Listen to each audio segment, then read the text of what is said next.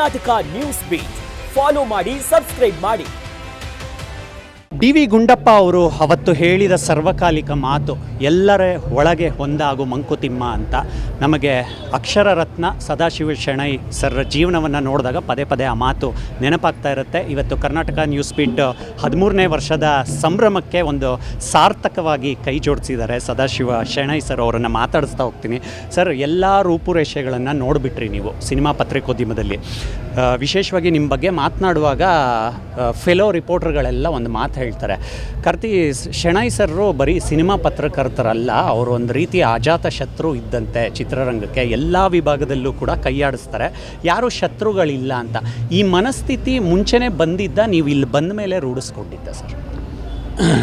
ನನಗೆ ಪತ್ರಿಕೋದ್ಯಮ ಆರಂಭ ಆದಾಗ ಲಂಕೇಶ್ ಪತ್ರಿಕೆಯಲ್ಲಿ ನನ್ನ ಗುರುಗಳು ಲಂಕೇಶ್ ಒಂದು ಮಾತು ಹೇಳಿದರು.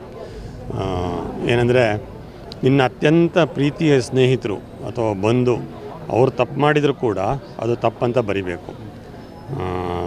ನನ್ನ ಬಂಧು, ನನ್ನ ಸ್ನೇಹಿತ ಅಂತ ಪಾರ್ಶಾಲಿಟಿ ತೋರಿಸ್ಬಾರ್ದಂತ. ಹಾಗೆಯೇ ನಿನಗೆ ಶತ್ರು ನಿನಗೆ ಆಗೋದೇ ಇಲ್ಲ, ನಾನು ಅವ್ರನ್ನ ಕಂಡ್ರೇ ಆಗಲ್ಲ ಅಥವಾ ವೈರಿ ಅಂತ ಆದರೂ ಕೂಡ ಅವರು ಒಳ್ಳೆ ಕೆಲಸ ಮಾಡಿದರೆ ಅವರು ಒಳ್ಳೆ ಕೆಲಸ ಮಾಡಿದ್ದಾರೆ ಅಂತ ಬರಿಬೇಕು. ಆ ಬರವಣಿಗೆಯನ್ನು ಅವರು ಸರ್ಟಿಫಿಕೇಟ್ ಆಗಿ ತೆಗೆದಿಡ್ತಾರೆ ಅಂತ. ಇದು ಪತ್ರಿಕಾ ಧರ್ಮದ ಒಂದು ಮೂಲ ಧರ್ಮ ಮಂತ್ರ. ಇದು ಆ ಒಂದೇ ಮಂತ್ರ ನನಗೆ ನನ್ನ ಇಡೀ ಪತ್ರಿಕಾ ಜೀವನದ ಅಡಿಪಾಯ ಅಂತ ಹೇಳ್ಬೋದು. ನಾನು ಅಷ್ಟನ್ನೇ ನಂಬಿದ್ದು. ಯಾರೇ ಆಗಲಿ, ನನ್ನ ಸ್ನೇಹಿತರೇ ಆಗಲಿ, ಬಂಧು ಆಗಲಿ, ತಪ್ಪು ಮಾಡಿದರೆ ಅಥವಾ ಒಂದು ಸಿನಿಮಾ ಚೆನ್ನಾಗಿ ಮಾಡಿಲ್ಲ ಅಂದರೆ ಮಾಡಿಲ್ಲ ಅಂತಲೇ ಹೇಳ್ತೀನಿ ನಾನು. ನನಗೆ ಆಗಲ್ಲ, ಒಬ್ಬರು ಆಗಿಲ್ಲ ಅಥವಾ ನಾನು ಅವ್ರಿಗೆ ಕಂಡ್ರೆ ಇಷ್ಟ ಇಲ್ಲ, ನನ್ನವರು ಅವ್ನು ಮಾತಾಡಿಸ್ಲೇ ಇಲ್ಲ ಅಂತ ಆದರೂ ಕೂಡ ಅವ್ರ ಸಿನಿಮಾ ಚೆನ್ನಾಗಿದ್ದರೆ, ಅವ್ರ ಕೆಲಸ ಚೆನ್ನಾಗಿದ್ದರೆ ಅದು ಒಳ್ಳೆಯದು ಅಂತ ಮಾಡಿದೆ. ಬಹುಶಃ ಆರಂಭದಲ್ಲಿ ನಾನು ಲಂಕೇಶ್ ಪತ್ರಿಕೆಯಲ್ಲಿ ವಿಮರ್ಶೆ ಬರೆದಾಗ ಸಾಕಷ್ಟು ಜನರಿಗೆ ನನ್ನ ಮೇಲೆ ಸಿಟ್ಟಿತ್ತು, ಕೋಪ ಇತ್ತು. ಬರುತ್ತಾ ನನ್ನ ಬರವಣಿಗೆ ಅವರಿಗೆ ಇಷ್ಟ ಆಯಿತು. ಅಂದರೆ ಇವರು ನನಗೊಬ್ಬರಿಗೆ ಅಲ್ಲ, ಇವರು ಸತ್ಯದ ಪರ ಇದ್ದಾರೆ. ನಿಮ್ಮ ಚಾನಲಲ್ಲಿ ಏನು ಇವತ್ತು ವೇದವಾಕ್ಯ ಇದೆಯಾ, ಆ ಥರ ಸತ್ಯ ಮತ್ತು ನ್ಯಾಯ ಇದ್ದಾಗ ನಿಮಗೆ ಆಟೋಮೆಟಿಕ್ಲಿ ನೀವು ಅಜಾತಶತ್ರು ಆಗ್ತೀರಾ ಅಂತ ನನ್ನ ಭಾವನೆ. ಅದು ನನಗೆ ವೃತ್ತಿ ಜೀವನ ಕೊಟ್ಟಂಥ ಒಂದು ಗೌರವ ಅಂತ ನಾನು ಭಾವಿಸ್ತೀನಿ. ಶೆಣೈ ಸರ್, ವೇದಿಕೆ ಮೇಲೆ ಮಾತನಾಡುವಾಗ ಲಹರಿ ವೇಲು ಸರ್ ಒಂದು ಒಳ್ಳೆ ಮಾತು ಹೇಳಿದ್ರು. ಮೊದಲು ಕೂದಲು ಕಪ್ಪಾಗಿರುತ್ತೆ, ಆಮೇಲೆ ಬೆಳ್ಳಗಾಗುತ್ತೆ, ಆಮೇಲೆ ಉದುರ್ತಾ ಬರುತ್ತೆ ಅಂತ. ಆಗ ಪತ್ರಕರ್ತರಲ್ಲಿ ಒಂದು ಬಾಂಧವ್ಯ ಇತ್ತು, ಒಂದು ಗೆಳೆತನ ಇತ್ತು, ಒಂದು ಬಾಂಡಿಂಗ್ ಇತ್ತು.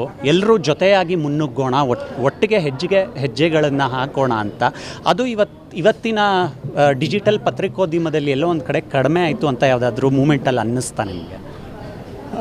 ಅದು ನಿಜ. ಒಂದು ರೀತಿಯಲ್ಲಿ ಪತ್ರಕರ್ತರಲ್ಲಿ ಒಂದು ಒಗ್ಗಟ್ಟು ಈಗ ಕಾಣಿಸ್ತಾ ಇಲ್ಲ.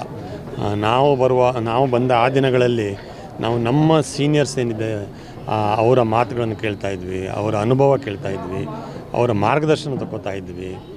ನಾವೆಲ್ಲರೂ ಒಂದು ಕಡೆ ಊರಿಂದ ಊರಿಗೆ ಶೂಟಿಂಗ್ ಹೋದಾಗ ಸೀನಿಯರ್ ಪಕ್ಕ ಕೂತ್ಕೊಂಡು ಅವರು ಮಡ್ರಾಸ್ನಲ್ಲಿ ಆ ದಿನಗಳಲ್ಲಿ ಏನೇನು ಕಂಡಿದ್ದಾರೆ, ನೋಡಿದ್ದಾರೆ, ಅವರ ಅನುಭವ ತಗೋತಿದ್ವಿ. ಸೊ ಇವತ್ತು ವೇದಿಕೆಯಲ್ಲಿ ಕೂಡ ಹೇಳಿದ ನಿರಂತರ ಕಲಿಕೆ ಅಂತ ಏನಿದೆಯೋ, ಪತ್ರಕರ್ತರು ನಾವು ಎಲ್ಲ ನಮ್ಗೆ ಗೊತ್ತು ಎಂಬ ಒಂದು ಅಹಂ ಬಿಟ್ಟು ಆದಷ್ಟು ಹಿರಿಯರಾಗಲಿ ಕಿರಿಯರಾಗಲಿ ಬೇರೆಯವರಿಂದ ನಾವು ವಿಷಯವನ್ನು ತಿಳ್ಕೊಳ್ಳುವಂಥ ಗುಣವನ್ನು ಬೆಳೆಸ್ಕೊಂಡ್ರೆ ಒಳ್ಳೆಯದು. ಅದು ಒಂದು ಸಂಸ್ಥೆ ಅಥವಾ ಒಂದು ಅಸೋಸಿಯೇಷನ್ ಅಥವಾ ಒಂದು ಒಗ್ಗಟ್ಟಾಗಿದ್ದಾಗ, ಅದು ಡಿಜಿಟಲ್ ಆಗಲಿ ಅಥವಾ ಏನು ಇಲೆಕ್ಟ್ರಾನಿಕ್ ಮೀಡಿಯಾ ಆಗಲಿ, ಪ್ರಿಂಟ್ ಮೀಡಿಯಾ ಆಗಲಿ, ಅದು ಯಾವ ಸಂಬಂಧ ಆಗಲ್ಲ. ಪತ್ರಿಕೋದ್ಯಮ ಎಲ್ಲನೂ ಒಂದೇ. ನಾನು ಪ್ರಿಂಟ್ ಮೀಡಿಯಾದಲ್ಲಿದ್ದವನು, ಆಮೇಲೆ ಇಲೆಕ್ಟ್ರಾನಿಕ್ ಮೀಡಿಯಾಕ್ಕೆ ಬಂದೆ, ಈಗ ಡಿಜಿಟಲಲ್ಲಿ ಕೂಡ ಇದ್ದೇನೆ. ಅಲ್ಲಿ ಭೇದ ಭಾವ ಇರಬಾರ್ದು. ನಾವೆಲ್ಲ ಒಟ್ಟಿಗೆ ಅಂತ ನಾವು ಅಂದ್ಕೊಂಡ್ರೆ ಖಂಡಿತ ಬಹುಶಃ ನಮ್ಮ ಕನ್ನಡ ಪತ್ರಿಕೋದ್ಯಮ ಇನ್ನೂ ಎತ್ತರಕ್ಕೆ ಬೆಳೆಯುತ್ತೆ. ಈ ಮಧ್ಯೆ ನನಗೆ ಒಂದು ಹೇಳಕ್ಕೆ ನಾನು ಇಷ್ಟಪಡ್ತೀನಿ. ದಕ್ಷಿಣ ಭಾರತದ ಬೇರೆ ಭಾಷೆಗಳಿಗೆ ಹೋಲಿಸಿದರೆ ಇವತ್ತು ಕೂಡ ಕನ್ನಡ ಸಿನಿಮಾ ಪತ್ರಿಕೋದ್ಯಮ ಉನ್ನತ ಸ್ಥಾನದಲ್ಲಿದೆ. ಅದೊಂದು ಸಂತೋಷ ಅಂತ ಹೇಳ್ಬೋದು. ಸರ್, ಸಿನಿಮಾ ರಿಲೀಸ್ ಟೈಮ್ ಬಂದಾಗ ಚಿತ್ರತಂಡಗಳಿಗೆ ಒಂದು ಟ್ರಾಫಿಕ್ ಟೈಮ್, ಡಿಸಿಷನ್ ಟೈಮ್ ಅಂತ ಹೇಳ್ಬೋದು. ಇವತ್ತು ತುಂಬ ವೇದಿಕೆಗಳು ಓಪನ್ ಆಗಿದೆ ಸಿನಿಮಾ ಪ್ರಚಾರಕ್ಕೆ. ಯಾವುದರಲ್ಲಿ ನಾವು ಪ್ರಮೋಟ್ ಮಾಡಬೇಕು ಸಿನಿಮಾವನ್ನು ಅಂತ ಸಿನಿಮಾ ಮೇಕರ್ಗಳು ಕೂಡ ಯೋಚನೆ ಮಾಡುವಂಥ ಕಾಲಘಟ್ಟದಲ್ಲಿ ನಾವು ನಿಂತಿದ್ದೀವಿ. ನಮ್ಮ ಸಿನಿಮಾನ ಹೇಗೆ ಜನಕ್ಕೆ ರೀಚ್ ಮಾಡಿಸೋದು ಅಂತ ತುಂಬ ಕನ್ಫ್ಯೂಷನಲ್ಲಿ ಇನ್ನೂ ಒದ್ದಾಡ್ತಾ ಇದ್ದಾರೆ ಚಿತ್ರತಂಡಗಳು. ಅವ್ರಿಗೆಲ್ಲ ಏನು ಹೇಳ್ತೀರಾ ಸರ್? ಫಸ್ಟ್ ಆಫ್ ಆಲ್ ಅವರು ಒಂದು ಒಳ್ಳೆ ಸಿನಿಮಾ ಮಾಡಬೇಕಷ್ಟೇ. ಯಾವುದೇ ಒಂದು ಪ್ರಚಾರದಿಂದ ಸಿನಿಮಾ ಗೆಲ್ಲುತ್ತೆ ಎಂಬುದು ಅದು ಭ್ರಮೆ, ಅದು ಸುಳ್ಳು. ಪ್ರಚಾರ ಬೇಕು ಒಂದಿಷ್ಟು ಜನರಿಗೆ, ಅಂದರೆ ಅದು ಇನ್ಫಾರ್ಮೇಷನ್. ಇಂಥ ಸಿನಿಮಾ ರಿಲೀಸ್ ಆಗ್ತಾಯಿದೆ, ಇಂಥ ನಾಯಕ ನಟರು, ಇಂಥ ಥಿಯೇಟ್ರು ಅಷ್ಟೇ ಇರಬೇಕು ವಿನಃ ಪ್ರಚಾರದ ಅಬ್ಬರದಲ್ಲಿ ನಾವು ಗೆಲ್ತೀವಿ ಅಂದರೆ ಅದು ನಮ್ಮ ಪ್ರೇಕ್ಷಕರಿಗೆ ನಾವು ಮಾಡುವ ಒಂದು ಏನು ಅನ್ಯಾಯ ಅಥವಾ ಇದಂತ ಹೇಳ್ಬೋದು. ನಾನು ಪ್ರಚಾರನೇ ಇಲ್ಲದೆ ಗೆದ್ದ ಅನೇಕ ಸಿನಿಮಾಗಳ ಉದಾಹರಣೆಯನ್ನು ಕೊಡಬಲ್ಲೆ. Not doing publicity is also publicity. ಪ್ರಚಾರನೇ ಮಾಡಬೇಕಂತ ಅಗತ್ಯ ಏನಿಲ್ಲ, ಸಿನಿಮಾ ಪ್ರಚಾರ ಕೊಡುತ್ತೆ. ಅಂದರೆ ನನ್ನ ಹಿರಿಯರು ನಮಗೆ ಹೇಳ್ತಾಯಿದ್ರು, ಈಗ ಎಲೆಕ್ಟ್ರಾನಿಕ್ ಮೀಡಿಯಾ ಇದೆ, ಸೋಷಿಯಲ್ ಮೀಡಿಯಾ ಇದೆ, ಅಥವಾ ನಾವು ಇನ್ಸ್ಟಾದಲ್ಲೆಲ್ಲ ಬರಿತೀವಿ ಸಿನಿಮಾ ನೋಡ್ತಾ ಇರುವಾಗ. ಮೊದಲು ಏನಾಗ್ತಿತ್ತು, ಫ್ರೈಡೇ ಸಿನಿಮಾ, ಶುಕ್ರವಾರ ಸಿನಿಮಾ ರಿಲೀಸ್ ಆದ ಕೂಡಲೇ ಆದಿತ್ಯವಾರ ಭಾನುವಾರ ದಿನಪತ್ರಿಕೆಗಳಲ್ಲಿ ವಿಮರ್ಶೆ ಬರೋದಿತ್ತು. ನಾನಾಗ ಲಂಕೇಶ್ ಪತ್ರಿಕೆಗಳು ಬರೆಯುವಾಗ ಅದು ಮಂಗಳವಾರ ಬರ್ತಿತ್ತು. ಆದರೆ ಫ್ರೈಡೇ ರಿಲೀಸ್ ಆದ ಕೂಡಲೇ ಶುಕ್ರವಾರ ಸಂಜೆ ಒಳಗಡೆ ಇಡೀ ಕರ್ನಾಟಕದಾದ್ಯಂತ ಒಂದು ಸುದ್ದಿ ಹೋಗುತ್ತೆ, ಏನಂದರೆ ಸಿನಿಮಾ ಚೆನ್ನಾಗಿದೆ ಅಂತ, ಅಥವಾ ಸಿನಿಮಾ ಫ್ಲಾಪ್ ಅಂತ. ಅದೊಂದು ಅಶರೀರವಾಣಿ. ಅದು ಎಲ್ಲಿಂದ ಹುಟ್ಟುತ್ತೆ, ಹೇಗೆ ಹುಟ್ಟುತ್ತೆ.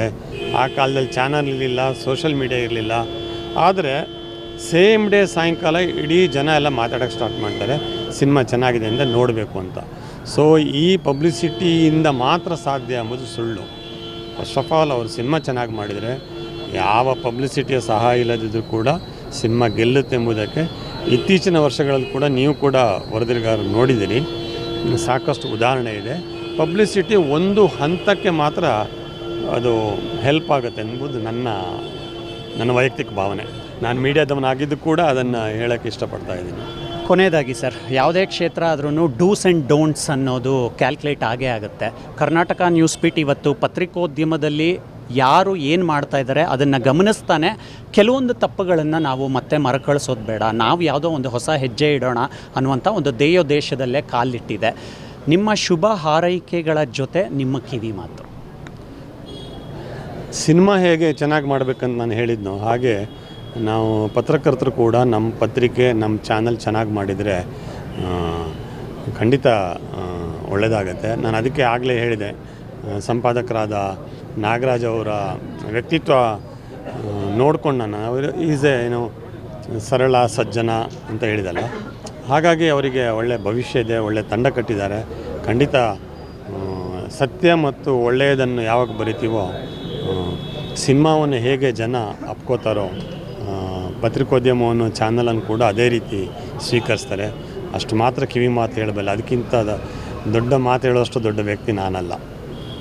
ಓಕೆ ಸರ್, ನಿಮ್ಮ ಅನುಭವದ ಆಶೀರ್ವಾದ ಯಾವಾಗಲೂ ಕೂಡ ಕರ್ನಾಟಕ ನ್ಯೂಸ್ ಬೀಟ್ ಮೇಲೆ ಸದಾಕಾಲ ಇರಲಿ. Thank you so much for your time. Thank you sir. ಇವಿಷ್ಟು ಕೂಡ ಹಿರಿಯ ಪತ್ರಕರ್ತರಾದಂತಹ ಸದಾಶಿವ ಶೆಣೈ ಅವರ ಮಾತುಗಳು. ಕ್ಯಾಮ್ರಾ ಪರ್ಸನ್ ಚಂದ್ರು ಜೊತೆ Mavali Karthik, Karnataka news beat. Karnataka news beat follow ಮಾಡಿ, ಸಬ್ಸ್ಕ್ರೈಬ್ ಮಾಡಿ.